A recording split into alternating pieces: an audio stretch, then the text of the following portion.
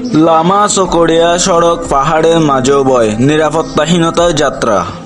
লামা থেকে চকরিয়া একটা নাম, একটা রাস্তা, একটা বয়। প্রতিদিন শত শত মানুষ চলাচল করে এই পাহাড়ি পথে, কিন্তু এই পথেই অনেকে হারিয়ে যায় শান্তি, আসে আতঙ্ক।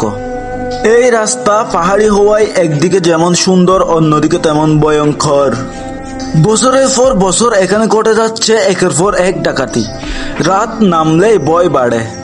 ট্রাক থেকে শুরু করে প্রাইভেট কার, যাত্রীবাহী গাড়ি, কেউই নিরাপদ নয় এই রাস্তায়।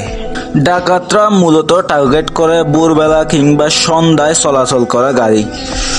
অস্ত্র হাতে নিয়ে, মুখে কাপড় বেঁধে ডাকাতরা বাধা ভয় দেখিয়ে কেড়ে নেয় সবকিছু, মোবাইল, টাকা পয়সা। আমার আপনার প্রশ্ন একটাই, এই পাহাড়ি পথ কি চিরদিন এমনই থাকবে, নাকি সময় এসেছে পরিবর্তনের? পুলিশ, আর্মি, গ্রাম পুলিশ থেকে শুরু করে স্থানীয় প্রশাসনের উচিত এখানে কড়া নজরদারি করা। কারণ মানুষ শুধু চলতে চায় আতঙ্ক নিয়ে নয়, নিরাপত্তা নিয়ে।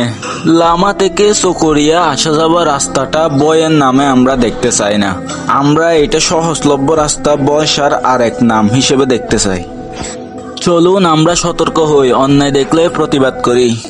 আমার ভিডিওতে লাইক, কমেন্ট, কপি লিঙ্ক করে দিবেন, না হলে আপনাদেরকে আমি একটা শেষ খেলা দিব। ধন্যবাদ।